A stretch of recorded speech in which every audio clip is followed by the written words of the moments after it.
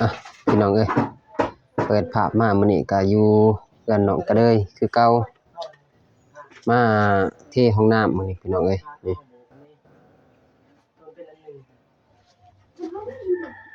อืมต้นหักต้นบ่หักอ่ะอันนึงอีกหันหน้าหันตามาทางบ่มิกเนาะบัดนี้ก็ก่อนอื่นก็สบายดีพ่อแม่พี่น้องเมื่อสุขสุขคนเด้อที่เขามาสู่ช่องบ่มิก Channel ก็ยินดีที่เขามา อ้าวพี่น้องเอ้ยมื้อนี้เฮาก็ไปอัปเดตคือเก่าพี่น้องห้องน้ำน้องก็เลยเฮาไปเลยพี่น้อง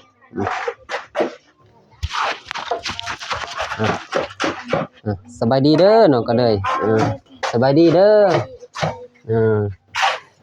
นี่ผู้สาวมาใหม่พี่น้องมื้อนี้หมู่น้องก็เลยบ่นี่น้องสาวบ่โอ้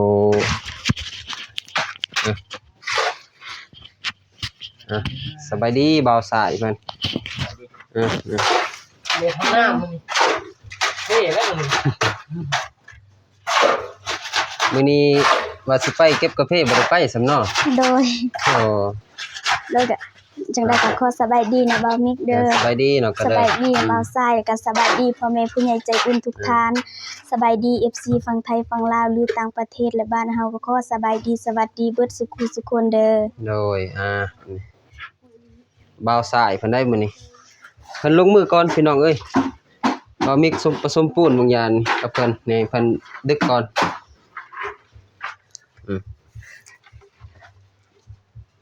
นี่น้องก็เลยประจำทีมงานเฮามื้อนี้ วันนี้ซื้อหยังพุ่นนี้นี่เวิ้นซื้อเวิ้นบ่โดยโอ้จักปีแล้วปีนี้15เนาะโดยกำลังเห็นเพิ่นมาพี่น้องเอ้ยมาลิ้น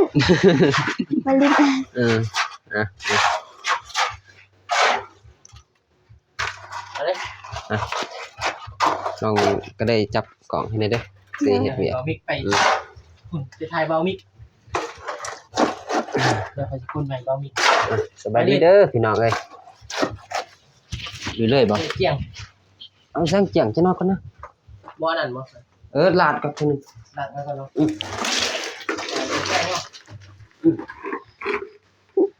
ของคุณคู่อันเดียว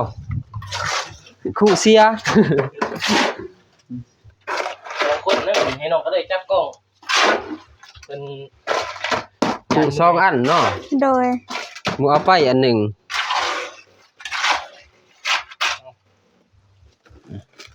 นะ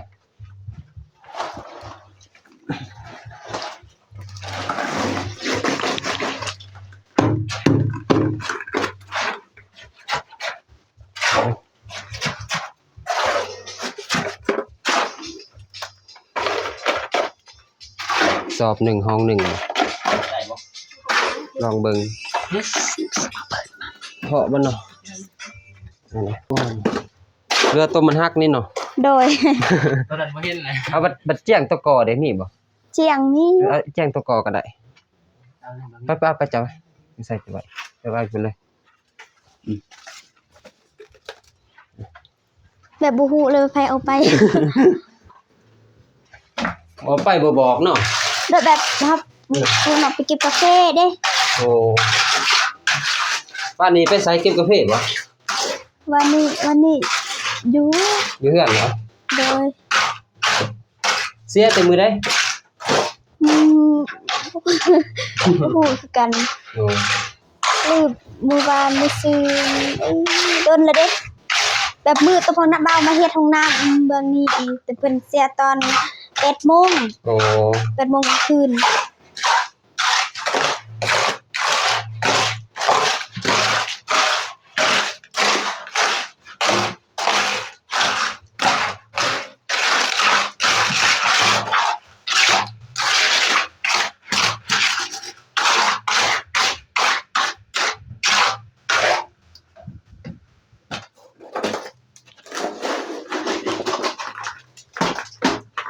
เนี่ยคู่อันเดียวเนาะโดย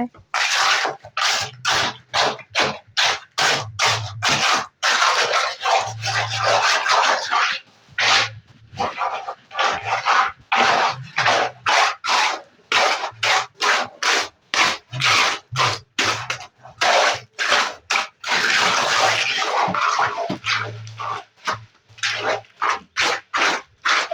ติมน้ำไปเด้อเติมน้ำไปเด้อจะแขนพอ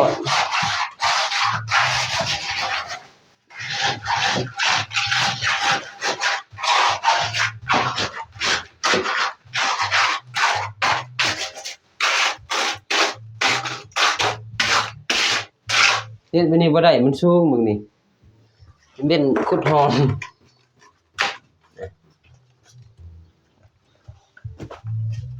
ใส่น้ำอีกจากแคนพอด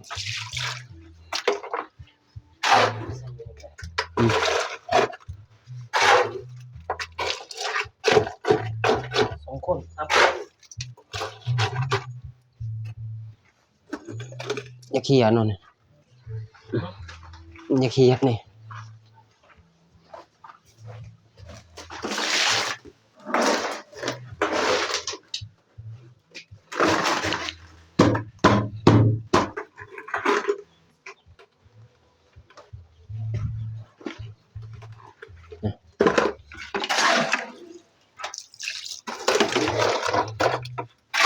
เนี่ยพี่น้อง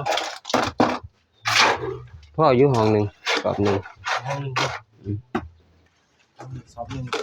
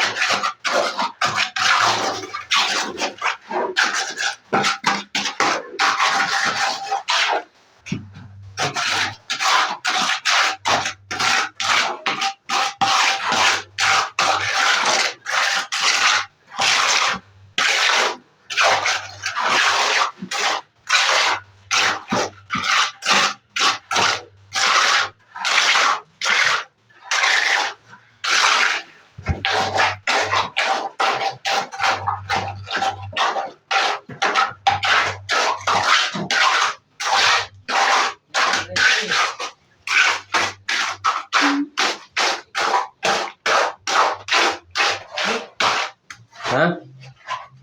พ่อบอกดี น้ำบ่พอดีอยู่พอดี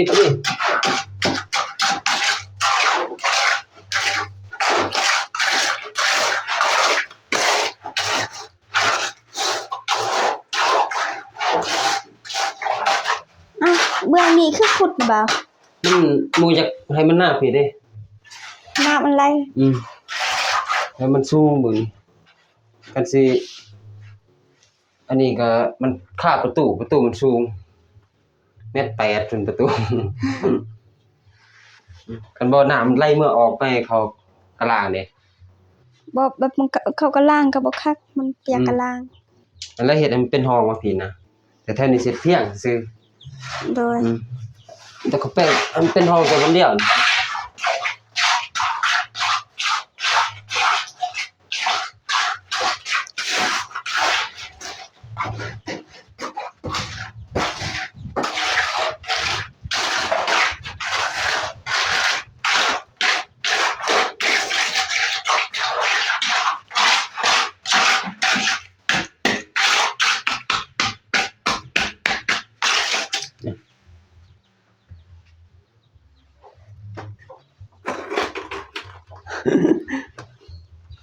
ลุยสองคน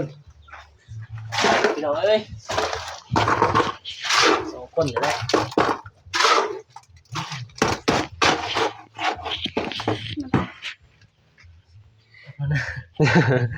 มันบ่ใส่บ่ใส่ก็บ่แห้งๆจ้ะ ไปเลยแล้วได้มึงเห็นแล้วเลย ผสมไว้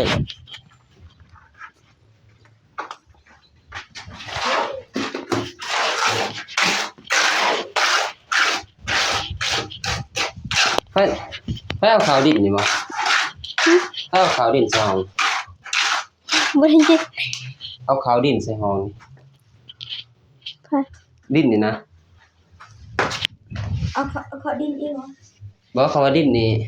พ่อแล้วบ่เอาข้าว โดย อือสบายบ่ ดูคลิปก็ อ๋อ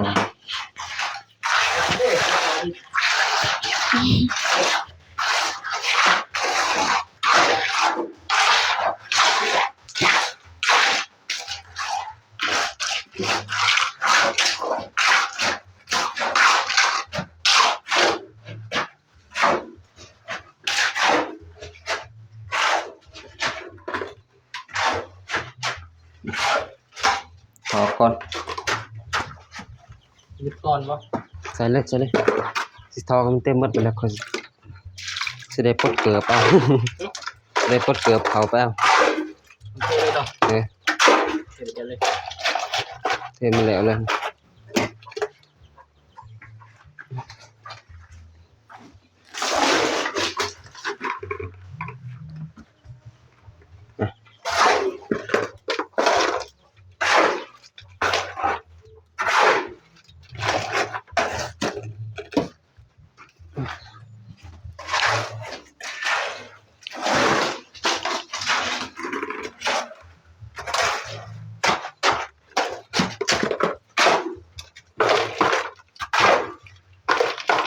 ทีพอดีแล้วเนาะพอดีเลยหินเนาะอืม สองคน สองคน ก็เลยมาจับต่อ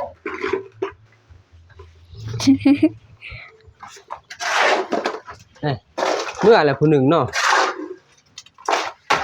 ขึ้นเทิง โอ้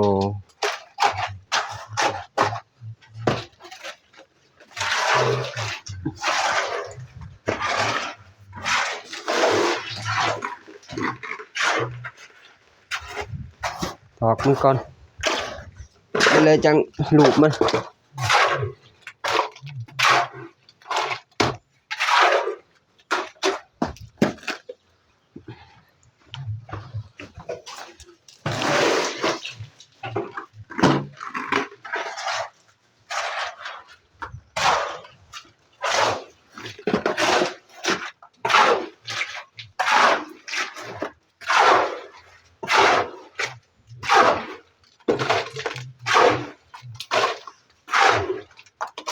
มองตัวนี้นี่เจาะเบิ่งหันก็ได้เนาะมองตัวนี้เจาะข้างนี้ก็ได้เนาะ จอย บ่เจาะก็ได้แล้วเนาะห้องอันนี้เนาะ ก็เจาะทางหลังพุ่น เจาะทางล่างอีกบ่โอ้ จอดในน้ บ่ฮู้คือกัน ำน้ำป่า บ่เจาะน้ำระบายอันนั้นน่ะ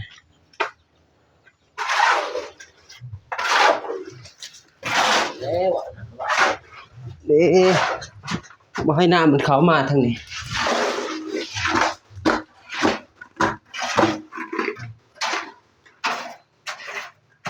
นี่จักนึง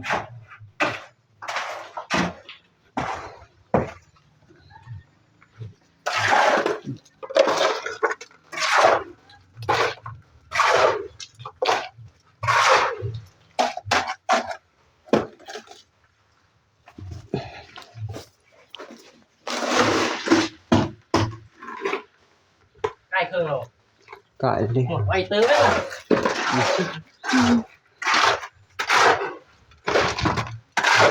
เดี๋ยวสองคนหนึ่งมาไอ้เราหนึ่งถึงฆ่าหนึ่งเลยเรือใดมาสองคน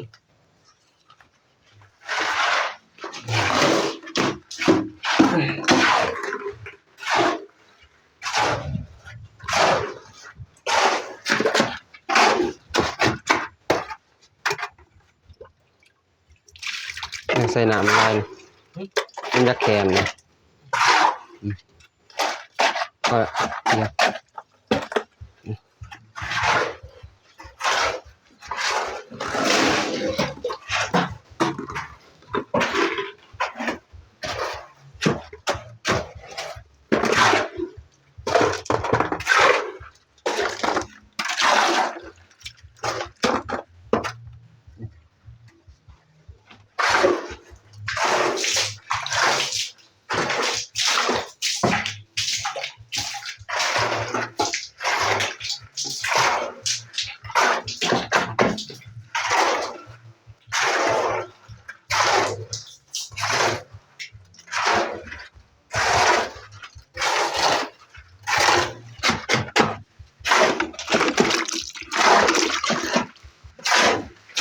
บ่ได้โอ้บ่ได้เอากระบอกมา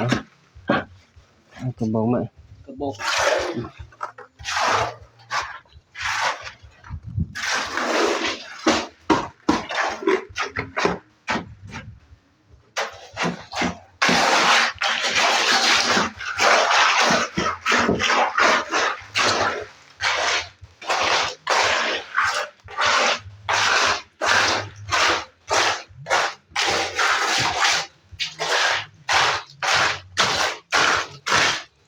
บ่ใส่เกิบยากใส่เกิบ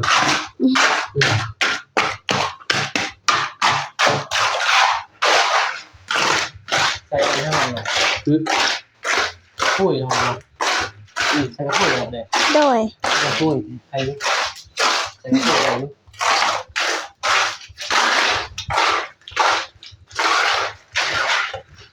โอ้เรามีคนเครียดพี่น้องนี่ทำได้เนาะบอกเนาะ บ่ ฮะ บายแหน่หน่อยนึง ได้ บ่ได้สิเกิด พี่น้องเลยไปเรามีกระปุกพี่น้องเรามีกระปุยเลยเราโบกแหลกคอยหลากอย่างปูนซิตี้นะพี่น้อง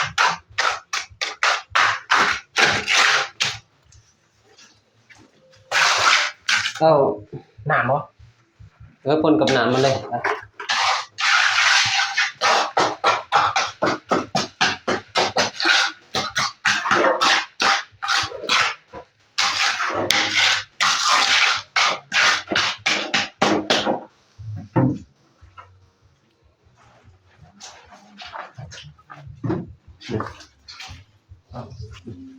โอเคบ่ หืม โอเคบ่ โอเคโอเค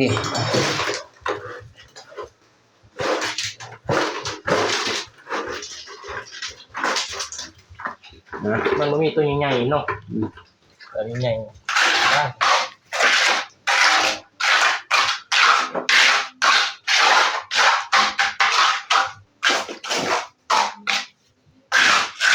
เอาอีกคูณหนึ่งก็ได้เด้อว่าซะคือสิไล่อยู่ดอกสำนี้เนาะเติมใส่อีกก็ได้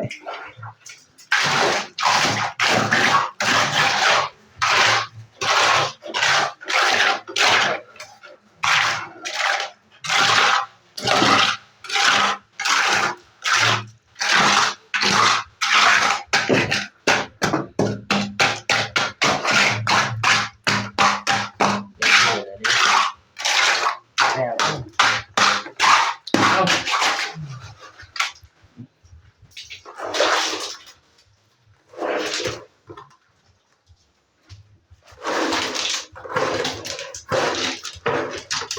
บ่สีดน้ำเลย อืม เนาะ เอาน้ำมากก็ได้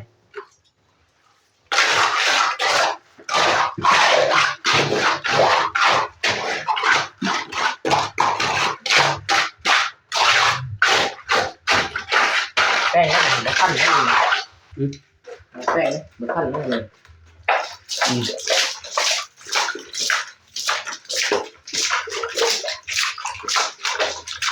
ใส่ออกมาเลย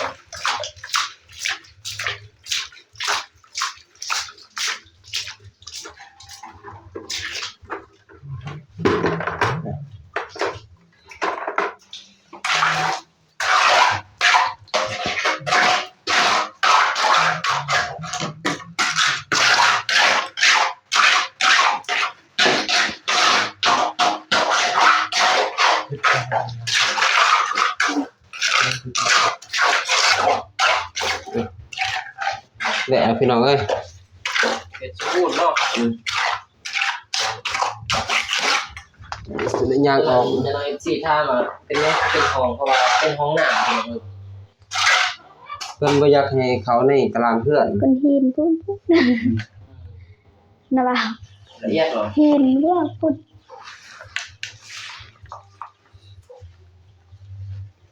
นี่บ่ นี่ฟังนี่ นี่บ่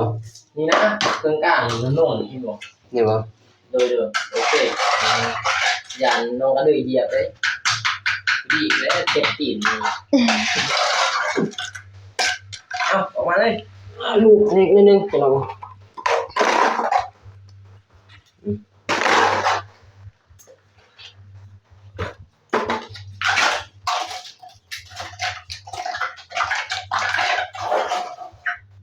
ข่าวให้ยังไปเขาเลยเขา บ่ให้ไก่ขาวมีบ่ไก่อยู่นี่ นี่แหละ ไม่หิวเลยนางทายเนี่ยยันมีอยู่อะไรฮันนี่อย่างไร มี สองคน มีไก่แล้วก็มีแมวให้แม บ่ ว มีไปส่งพอนอกก็ได้บ่ โดย ส่งเมื่องอย่างเงี้ยเลยมา กับเพิ่นกับเมื่อกินดองคือกัน อืม โดย เพิ่นบ่มีรถ อยู่ พี่น้องเอ้ย บ้านก็ลืมอยู่บ้านอายแบบอ่ะ เป็นอันใดวะอายที่เอื้อยได้เมียเด้อ มีรถเลยหาบ่าวมิกไปส่งเนาะ โดย อ่ะก็สิได้จบคลิปเพียงแต่ส่ำนี้แล้วเด้อพี่น้องเอ้ยก่อนอื่นก็ขอบขอบใจ FC เนาะที่เขามาส่องบ่าวมิกก็ยินดีนำแล้วก็ขอให้อายุมันคนยืนทุกๆท่านที่เขามาเอ้าคลิปนี้ก็ขอจบเพียงแต่ส่ำนี้แล้วเด้อพี่น้องเอ้ยไปก็พบกันใหม่คลิปหน้า ขอกล่าวคำว่าสบายดีพี่น้องเอ้ย